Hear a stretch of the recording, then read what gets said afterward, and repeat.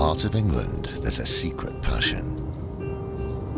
An obsession that's divided two rival families for 40 years.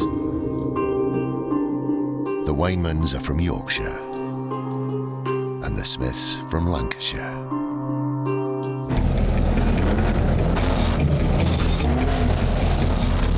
Their battlefield, stock car racing. A deadly game that's already almost claimed one of their lives. And Julia's right over! Incredible all over! People often speak about the Smith-Wayman rivalry in stock car racing, and there is a genuine rivalry there. You know, when I started racing, I vowed that I would become the best, and that's what I wanted to do. They want to be the best, and they want to be at the top. And we want to be the best, and we want to be at the top as well. This is the story behind one stock car season. Last time, the opening battle saw Wainman victorious over Smith. Said any win's a good win, but when you beat both the Smiths, it's even better. This time, will young gun Chris Cowley be banned? It's not very good, is it? And we meet the landowner's daughter. But it seems a bit strange that she's going to go from 1 horsepower to 740 horsepower.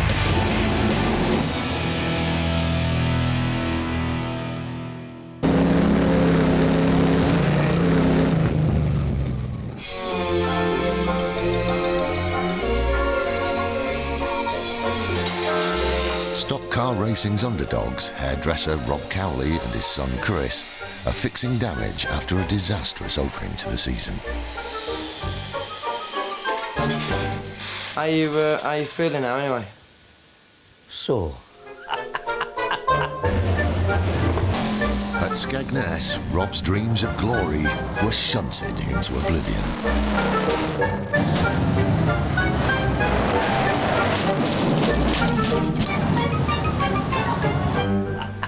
Show me, Bruce.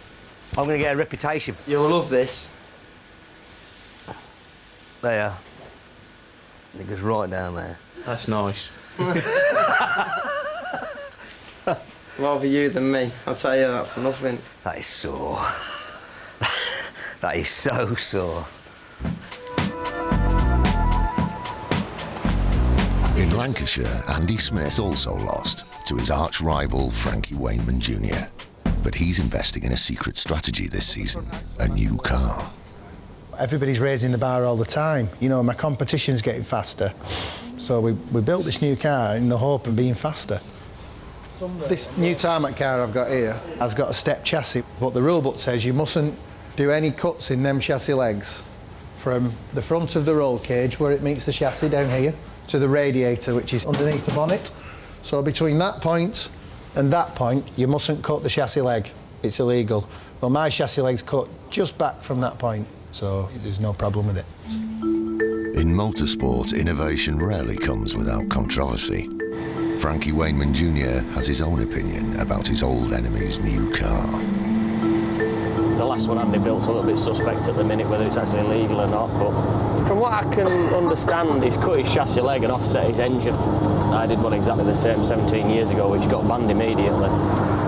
This is a little bit naughty from Andy, to be fair. He knows the deal. He's just tried to push his luck a little bit, I think. And, you know, if he gets away with it, he gets away with it, but we'll see.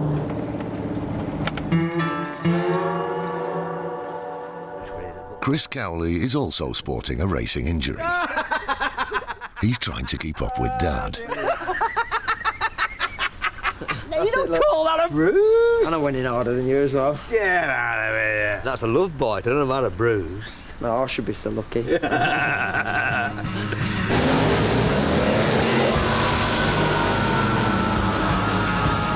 Chris was very lucky to get off so lightly. The other car in the 80 miles per hour smash wasn't. The aftermath was captured on video. Tony Smith, Chris's victim, was knocked unconscious and only just escaped the flaming wreckage. The crash is big news. Big bad Tony Smith apparently had an issue with Master Cowley at Buxton. You got more than an issue now. If he's going to give it, he's got to take it, ain't he? And that's it. Yeah, when you go up there tomorrow. Last time, it was Tony Smith who'd fenced Chris. In Dad's eyes, what goes around comes around. Chris had never had an issue with Tony Smith before this, but he put Chris into the wall hard. They carted him off in the ambulance. And Tony was on record and strutting his stuff as though he was the big man. Well, on Saturday, he wasn't quite as big. Well, I took his aerofoil off his car, took his bonnet off the top of the engine. He went in the wall backwards, the chassis was wrecked, and his car did catch fire.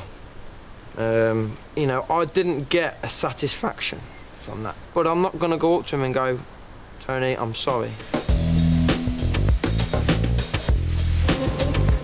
Tony Smith owns a garage in Loughborough. His repair bill could top £3,000, but his memories of the crash are hazy. I ended up getting in the ambulance and going to hospital. About all I do remember of it. I'm badly bruised inside, I'm sore. I've had 12 days off up to now. I still ain't right yet, and I won't be right for a bit because that was just over the top. And everybody said it's over the top. It got me a good one, it hurt. They'll grow up one day. It's a bit like the playground at school. You know, you get a bully, and a lot of the new kids, and there's some good young drivers coming through now. You don't want to be frightening them off with some old bloke going out, bury him at every bloody bend. Even so, the sport's governing body has asked Chris to come in for a chat. You've got to put your case tomorrow night. Yeah, I would. You know, there was a reason. Yeah. They have the power to fine him or ban him from racing. I mean, to my way of thinking, if you don't get a ban, then you shouldn't appeal. Yeah.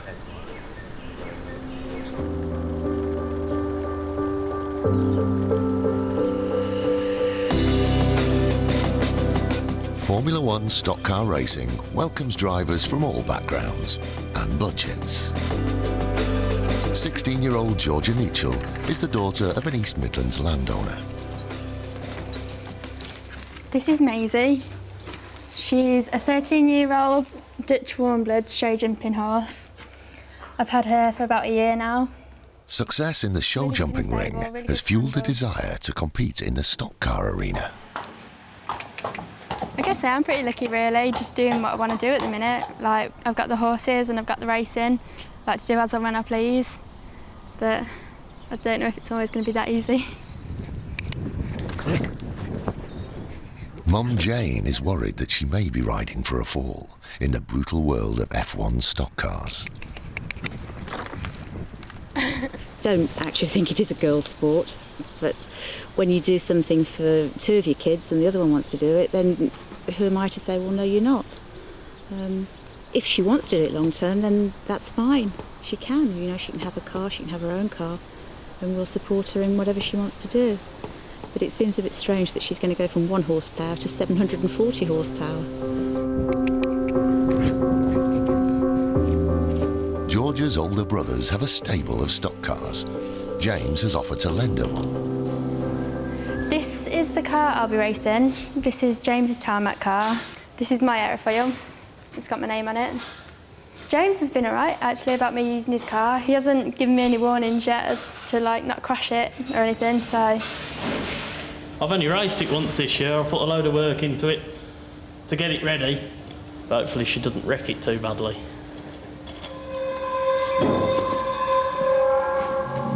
See you in a bit. Time for Chris Cowley to face the music for deliberately fencing Tony Smith. I've been thinking about it all day, and there's no point worrying about it, because worrying about it ain't going to change their minds. You know, I took it up on myself to do what I did when I was out on the track, and now I've just got to take the consequences.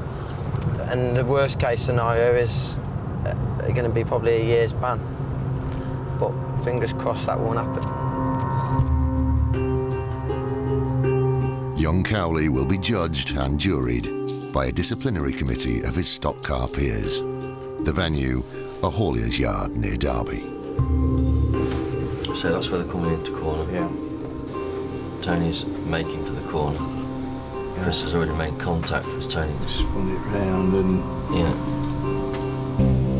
You know, without just actually going for the back bumper. That's what I can't get my head around. Chris will have to defend himself against the photographic evidence.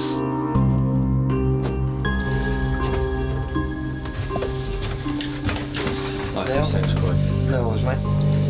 He'll be grilled by the inquiry for more than an hour.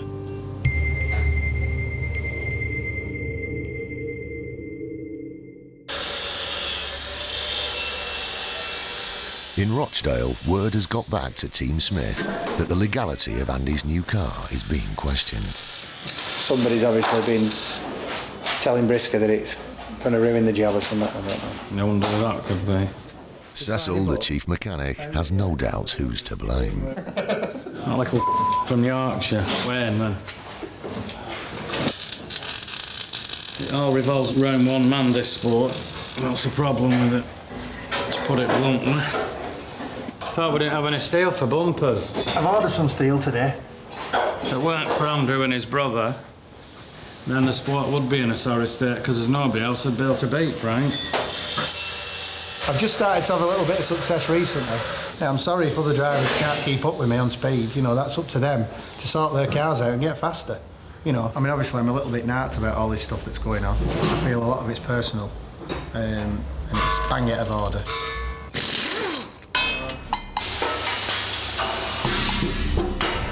When it comes to playing fair, Frankie thinks it's Andy who's cutting corners. Andy's got a bit of an edge with the new tarmac car. You know, obviously, there's a debate to whether it's legal or not. At the end of the day, you know, if the car's not right to the rule book, you know, in my opinion, he shouldn't even be racing it. You know, the cars are good as they are. Everybody has accepted them as they are. You know, and my opinion of the rule book is you cannot do what Andrew's done. The two leading drivers in Formula One stock cars are on a collision course. Cargate is set to divide the sport.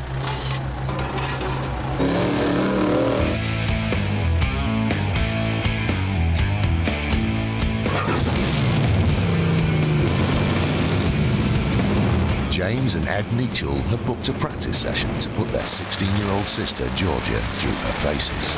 Well, I want to show her the pace kind of thing, don't you? See what she's in for on Saturday.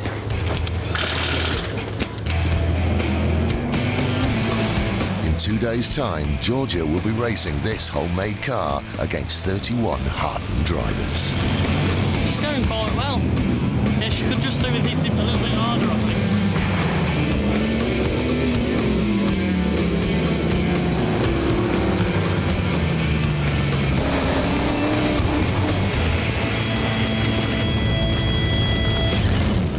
What do you reckon, George?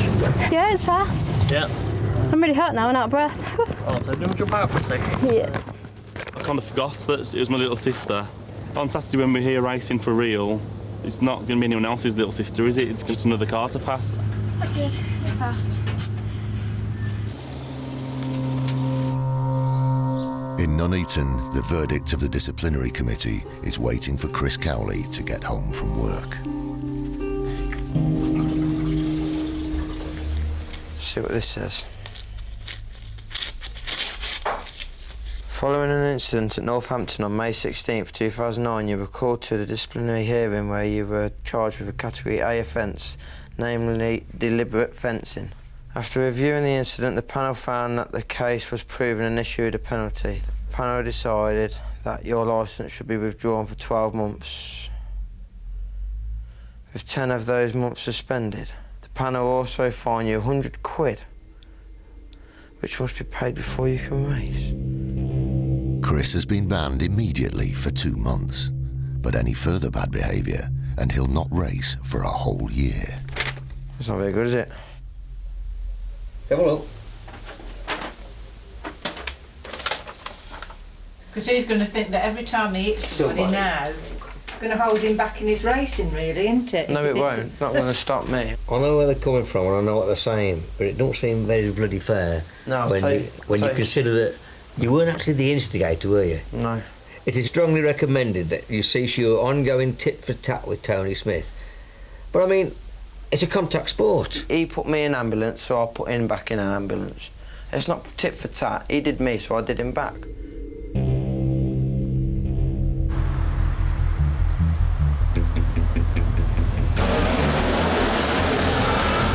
Birmingham Wheels Raceway is one of the UK's premier tarmac stock car circuits. teams have gathered for an evening of Formula One racing on the warmest day of the year. Andy Smith's new car seems to be in hot form. It's the talk of the pits, but not necessarily for the right reasons. Team Wainman have the most to lose if their arch-rival proves too fast to catch. I haven't actually looked at Andy's car to say anything about it, but apparently, according to my brother, it's illegal, and according to a few drivers, it's illegal, and according to some other drivers, it's legal. You know, you're not really supposed to do it, but I don't know if he thinks he can now, or whether they've altered the rules. I just don't know. I mean, I don't sort of get involved with it. Andy's younger brother, Stuart, has also picked up on the pit-side rumours. I've heard a few things said that Frankie's been saying it, so whoever's been moaning, you know, I think it's a bit sour grapes really, because he were going well and I think they're a bit jealous. Andy's had to have the sport's lawmakers in to look at the car. The people who make the calls, I welcome them to my garage and just let them check the car because I've got nothing to hide at the end of the day. I don't give a monkeys about what people might want to say about it, to be honest. As long as the people that matter know that it's right, then obviously it is. I've been building stock cars for 20 years. I'm hardly likely to build an illegal car, credit me in some sense. Andy may think the matter's closed, but 40 years of Smith-Wainman rivalry could still dictate otherwise. In Frankie's lorry, the ladies are carrying out pre-race checks. I'm looking at eyelashes. Oh wow! They look like they're implants in. They're not implants, they're eyelash extensions. Have you got mascara on? No. They're, Jane Neachell's worried about how daughter Georgia is going to fare mixing it with the big boys. She's just really, really nervous and she hasn't raced anything for ages. She'll be fine. Just really, really scared. Georgia will be up against former world champion Stuart Smith Jr. How's she getting on? She's struggling with her clutch and stalling it. They're not the easiest of things to drive at the best of times, are they? You enjoyed it, Georgia? No, I nearly wrecked a nail though. Georgia's splashed out on a new outfit for the occasion. Nice overall with that. You know, everyone has to start somewhere, but to see somebody get out of a stock car looking like Georgia does, it's like Charlie's Angels being at stock cars, I suppose. I know. Georgia's dad, Malcolm, has over 30 years of stock car experience. You see that?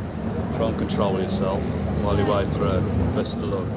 Thank you. Looking forward to it. Bit scared, but excited at the same time. Yeah, I'm not surprised. You'll be all right. Once again, welcome, and here we go with the Formula One cars. A lot of them here tonight, incredibly good turnout, in fact. Let's have a look and see who we've got out there. Car number 320, Georgia Neachell.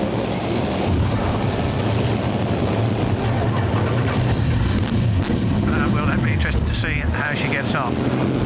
Especially get around the first bend. Oh, better. Mr. Starter keeps an eye around the track, tops the green flag, and away they go.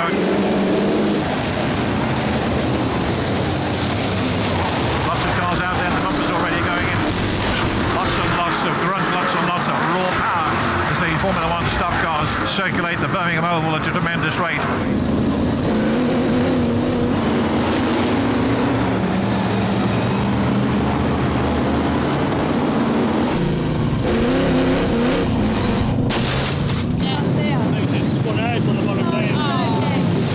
We've got a casualty. Georgia's departing on the leading car number 320. Georgia's stranded, directly facing the rest of the pack. It's the end of the race before she's rescued. I was quite nervous really. I just accelerated a bit too much coming out of the bend and spin it round. Forced to sit on the sidelines, Chris Cowley has lent his dad his own car. I think so much of my dad is unbelievable, and I've got so much appreciation for what he's done for me. Hence why I've been banned. I've given him my car to race and said, look, I want him to do well. Andy Smith is impressed that Rob's got his hands on son's car. Use my car, Dad. Tarmac. Nice, isn't it? Yeah. You might as well, hadn't you? It's good, isn't it? The car's mint, innit? It's sat there, you know. Had the carburettor to bits, but it never tick over quite right. I hear Tony Smith's had his car broken to bits and all. Sorry. I just thought you fed me that one. I thought I'd be a good opportunity to get that thing. I wanted to be out there, but you know, I can't be out there no matter how much I want to be out there. So my main interest now is just making sure he's all right. Get the car right for him. I know it'll mean a lot to him and it'll mean a lot to me, and I'll be dead happy for him.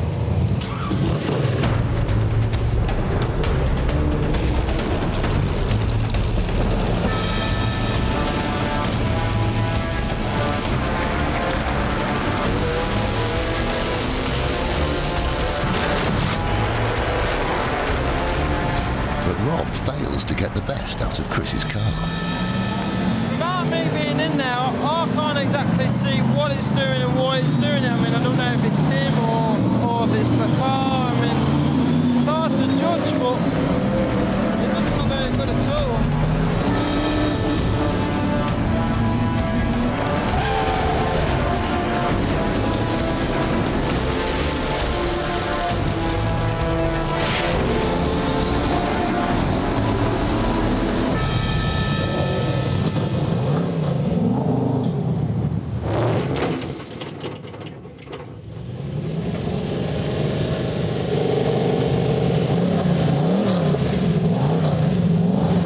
Chris is getting frustrated and having to stay pitside. What are you doing? You're just playing it down. Drop it. Driving normal and keeping a tight line. As for Dad's driving, all the time you were like kissing the wall. I'm like, what are you doing? The car don't want to go that high. Just stick on the racing line and... Chris decides to tinker with the car's setup to improve his dad's performance. Again, please. What we're going to do is put so there's exactly the same amount of stagger on, but better trip, like real good grip. So it turns in better because you're going round and you're loose. Now you're either driving like a plank or it's the car. Towards the end of the race, it weren't loose. You were going in slower. I know I was. Well then, so it ain't going to be loose, was it? Why don't you just put me good rubber on the front? Now you've got good rubber on the front already. Already good tyres. Rob faces 2 long months before Chris gets back to racing. I've had enough.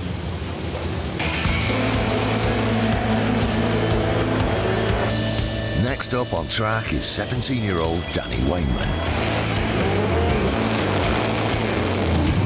Mum Alison and Jane Neachell are there to cheer on the young Wainman wunderkind.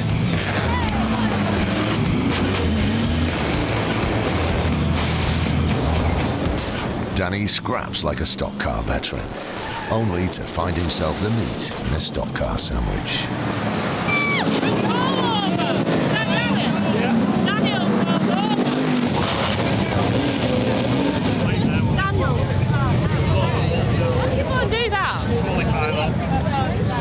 Check it steady. How are we doing?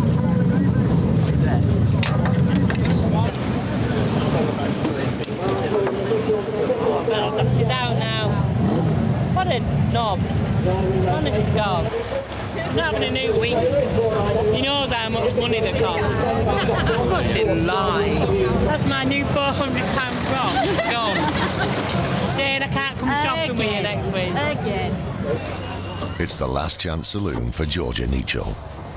This is the Grand National I'm going out in now. This is my last race of the night, so, you know, last chance to get a position. Feeling pretty up for it now. Quite excited about it. Time to salvage some pride.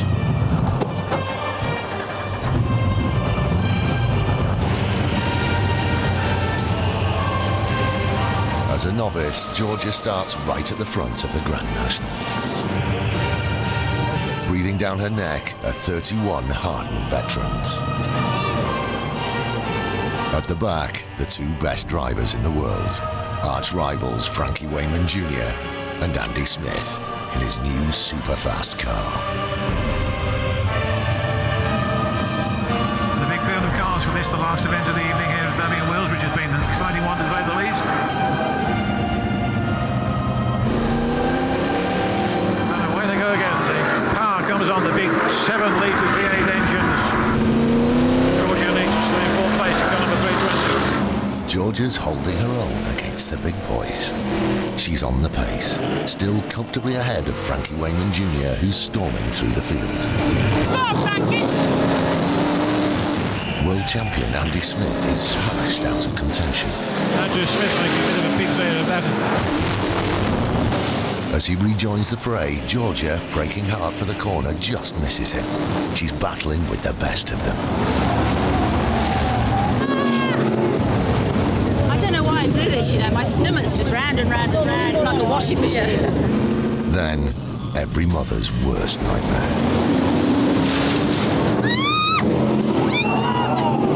Georgia went airborne and hit the centre green at over 70 miles per hour. Somebody else sliding out over on the far side. Two of them, in fact. Looks as if they might well be out of harm's way. We can keep the race going.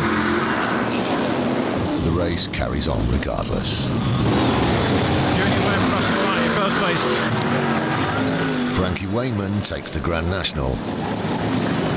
Arch rival Andy Smith fails to finish in his controversial new car. Victory, once again, over the Smiths for Team Wainman. As for Georgia Neachell, at least she's in one piece. Did she get out, Jane, or did she still sat in? Well, that scared her to death. That scared me to death. Georgia. Georgia's stirred, but not shaken. Was that higher? You hit the top of the bank. That was cool, though. Just sitting there laughing. James is going to be angry. She may be fine, but the car's damage is more than cosmetic. Dad is the first Neachell on the scene. What's impressive, Georgia? Looks a bit of a mess to me. James, the good news is, I'm alright. Bad news is, don't look, James. I'm just trying my hardest. Big mistake. Massive mistake. Oh well, Georgia, you look to fight another day. Yeah. What, did she hit the grass bank? Yeah, just up the top. And I just hit the bank and I went right up it. Still have done, though. Yeah, it's nothing to be proud of. That's not proud, it's just I'm still alive, that's the proud bit. And that's the kind of thing you dread, you see. Especially the first night out.